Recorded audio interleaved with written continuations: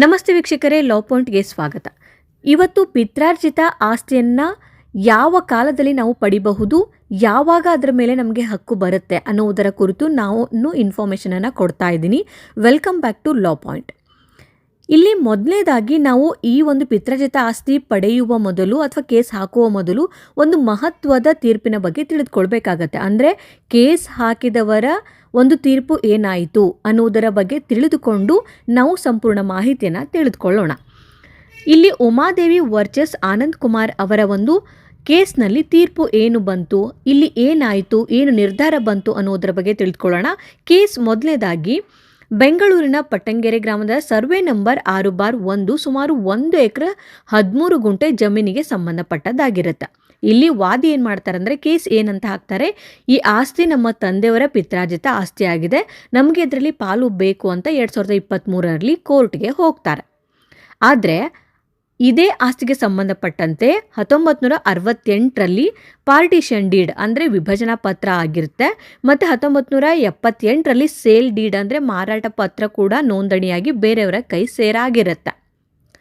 ಈಗ ಪ್ರತಿವಾದಿಗಳು ಏನು ಮಾಡ್ತಾರೆ ಅಂದರೆ, ಇವರು ಕೇಸ್ ಹಾಕಿದ ನಂತರ ಪ್ರತಿವಾದಿಗಳು ಏನು ಮಾಡ್ತಾರೆ, ಕೋರ್ಟ್ಗೆ ಒಂದು ಮಹತ್ವದ ಅಪ್ಲಿಕೇಶನನ್ನು ಹಾಕ್ತಾರೆ. ಅಂದರೆ order 7 rule 11 under CPC under ಇವರು ಒಂದು ಅಪ್ಲಿಕೇಶನನ್ನು ಹಾಕ್ತಾರೆ. ಅಪ್ಲಿಕೇಶನ್ ಏನಪ್ಪ ಅಂದರೆ, ಒಂದು ಕೇಸನ್ನು ಮೇಲ್ನೋಟಕ್ಕೆ ಕಾನೂನುಬದ್ಧವಾಗಿ ನಡೆಸಲು ಸಾಧ್ಯವಾಗೋದಿಲ್ಲ. ಯಾಕಂತಂದರೆ ಈ ದಾವೆಯ ಸಾಕ್ಷ್ಯಾಧಾರಗಳ ವಿಚಾರಣೆ ಇಲ್ಲದೆಯೇ ಈಗಲೇ ಅಂದರೆ ಪ್ರಾರಂಭದಲ್ಲಿ ಕೇಸ್ ಸ್ಟಾರ್ಟ್ ಆಗೋಕ್ಕೆ ಮೊದಲೇ ಇದು ವಜಾಗೊಳ್ಬೇಕು, ಇದನ್ನು ಕ್ಯಾನ್ಸಲ್ ಮಾಡಿ ಅಂಥೇಳಿ ಒಂದು ಅಪ್ಲಿಕೇಶನನ್ನು ಹಾಕ್ತಾರೆ.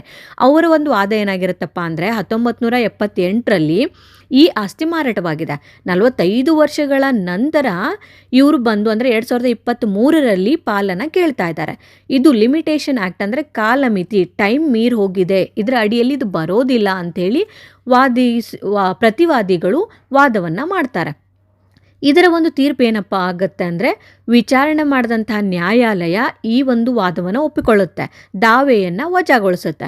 ಅಂದರೆ ಇಲ್ಲಿ ಟೈಮ್ ಮೀರಿದೆ, ಅದಕ್ಕೋಸ್ಕರ ಈ ಕೇಸನ್ನು ನಾವು ಡಿಸ್ಮಿಸ್ ಮಾಡ್ತಾ ಇದ್ದೀವಿ ಅಂಥೇಳಿ ತೀರ್ಪು ಬರುತ್ತೆ ಕೆಳಗಿನ ನ್ಯಾಯಾಲಯದಲ್ಲಿ.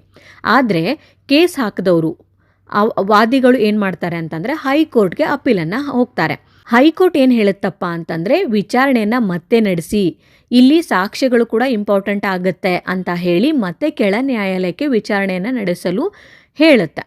ಆದರೆ ಈಗ ಕೇಸ್ ಹಾಕಿದವ್ರ ಪರ ಹೈಕೋರ್ಟಲ್ಲಿ ಒಂದು ತೀರ್ಪು ಬಂದಾಗ ಪ್ರತಿವಾದಿಗಳು ಏನು ಮಾಡ್ತಾರಪ್ಪ ಅಂತಂದರೆ, ಮತ್ತೆ ಸುಪ್ರೀಂ ಕೋರ್ಟ್ಗೆ ಅಪೀಲನ್ನು ಹೋಗ್ತಾರೆ.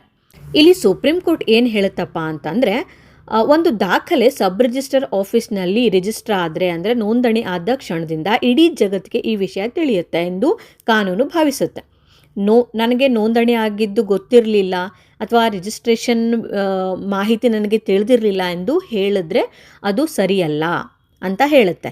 ಹಾಗೆ 1978ರಲ್ಲಿ ನೋಂದಣಿಯಾದ ಪತ್ರವನ್ನು ಪ್ರಶ್ನಿಸಲು ಅಥವಾ ಹಕ್ಕು ಕೇಳಲು 3 ರಿಂದ 12 ವರ್ಷಗಳ ಕಾಲಾವಕಾಶ ಇರುತ್ತೆ.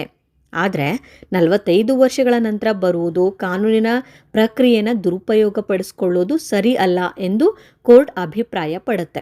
ಅಂತಿಮವಾಗಿ ಸುಪ್ರೀಂ ಕೋರ್ಟ್ ಏನು ಹೇಳುತ್ತೆ ಅಂತಂದರೆ, ಹೈಕೋರ್ಟ್ ಆದೇಶವನ್ನು ರದ್ದು ಮಾಡುತ್ತೆ. ಹೈಕೋರ್ಟ್ ಹೇಳಿದಂತಹ ತೀರ್ಪು ಅಂದರೆ ಕಾಲಮಿತಿ ಇಲ್ಲದೆ ಸಾಕ್ಷಿಗಳನ್ನು ಕೂಡ ವಿಚಾರಣೆ ಮಾಡಬೇಕು ಅಂಥೇಳಿ ಕೆಳ ನ್ಯಾಯಾಲಯಕ್ಕೆ ಏನು ಹೈಕೋರ್ಟ್ ಹೇಳಿರುತ್ತಲ್ಲ ಅದನ್ನು ತಳ್ಳಿ ಹಾಕಿ ಸುಪ್ರೀಂ ಕೋರ್ಟ್ ಕೇವಲ 12 ವರ್ಷಗಳ ಕಾಲ ಮಾತ್ರ ಇಲ್ಲಿ ಟೈಮಿಂಗ್ ಲಿಮಿಟ್ ಇರುತ್ತೆ, ಅಷ್ಟರೊಳಗಡೆ ಕೇಸನ್ನು ಹಾಕಬೇಕು. ಆದ್ದರಿಂದ ಈ ಒಂದು ಕೇಸನ್ನು ಅಂದರೆ ಇದು 40 ವರ್ಷಗಳ ನಂತರ ಬಂದು ಕೇಸ್ ಹಾಕಿರೋದ್ರಿಂದ ಈ ಕೇಸನ್ನು ಡಿಸ್ಮಿಸ್ ಮಾಡಲಾಗುತ್ತೆ ಅಂಥೇಳಿ ಈ ಒಂದು ಕೇಸನ್ನು ವಜಾಗೊಳಿಸುತ್ತೆ. ಈಗ ತಿಳಿದುಕೊಳ್ಬೇಕಾದಂತಹ ಪ್ರಮುಖ ಅಂಶ ಏನಪ್ಪ ಅಂತಂದರೆ, ಯಾವುದೇ ಆಸ್ತಿ ವ್ಯವಹಾರ ನೋಂದಣಿ ಆದರೆ ಅದು ಸಾರ್ವಜನಿಕ ದಾಖಲೆ ಆಗುತ್ತೆ. ನಮಗೆ ನೋಟಿಸ್ ಬಂದಿಲ್ಲ ಅಥವಾ ನನಗೆ ಗೊತ್ತಿಲ್ಲ ಎಂಬ ಕಾರಣಕ್ಕೆ ಈ ಒಂದು ವಿಷಯ ನಡೆಯೋದಿಲ್ಲ. ಹಾಗೆ ನಿಮ್ಮ ಮೇಲೆ ಯಾರಾದರೂ ಸುಳ್ಳು ಅಥವಾ ಕಾಲಮಿತಿ ಮೀರಿ ಅಂದರೆ ಟೈಮಿಂಗ್ ಲಿಮಿಟ್ ಮೀರಿದ ಮೇಲೆ ಏನಾದರೂ ದಾವೆಯನ್ನು ಹೂಡಿದ್ರೆ ಆರ್ಡರ್ 7 ರೂಲ್ 11 ಅಂಡರ್ ನೀವು ಈ ಒಂದು ಕೇಸ್ನನ್ನು ಆರಂಭದಲ್ಲಿಯೇ ಗೆಲ್ಲಬಹುದು ಅಂತಂದರೆ ಕೇಸನ್ನು ಡಿಸ್ಮಿಸ್ ಮಾಡಿಸಬಹುದು. ಇಲ್ಲಿ ಕಾಲಮಿತಿ ಕಾಯ್ದೆನ ನೋಡೋದ್ರೆ ಹಕ್ಕುಗಳ ಬಗ್ಗೆ ಮಲಗಿರುವವರಿಗೆ ಕಾನೂನು ಸಹಾಯ ಮಾಡೋದಿಲ್ಲ. ಯಾವತ್ತೂ ಕೂಡ ಟೈಮಿಂಗ್ ಪೀರಿಯಡ್ ಏನಿದೆ ಅಂಥೇಳಿ ನೋಡಿಕೊಂಡು ಕೇಸನ್ನು ಹಾಕಬೇಕಾಗತ್ತೆ. ಈ ಒಂದು ವಿಷಯ ಪಿತ್ರಾರ್ಜಿತ ಆಸ್ತಿಯ ಬಗ್ಗೆ ಅಥವಾ ಅದರ ಕಾಲಮಿತಿಗಳ ಬಗ್ಗೆ ನಿಮಗೆ ಅರ್ಥ ಆಗಿದೆ ಅಂತ ಭಾವಿಸ್ತಾ ಇದ್ದೀನಿ. ಇನ್ನಷ್ಟು ವಿಷಯಗಳ ಬಗ್ಗೆ ನಿಮಗೆ ತಿಳಿದುಕೊಳ್ಳೋ ಹಾಗಿದ್ದರೆ ನಮ್ಮ ಚಾನಲನ್ನು ಸಬ್ಸ್ಕ್ರೈಬ್ ಮಾಡಿ, ಹಾಗೆ ವಿಡಿಯೋ ಇಷ್ಟವಾದರೆ ಶೇರ್ ಮಾಡಿ, ಲೈಕ್ ಮಾಡಿ.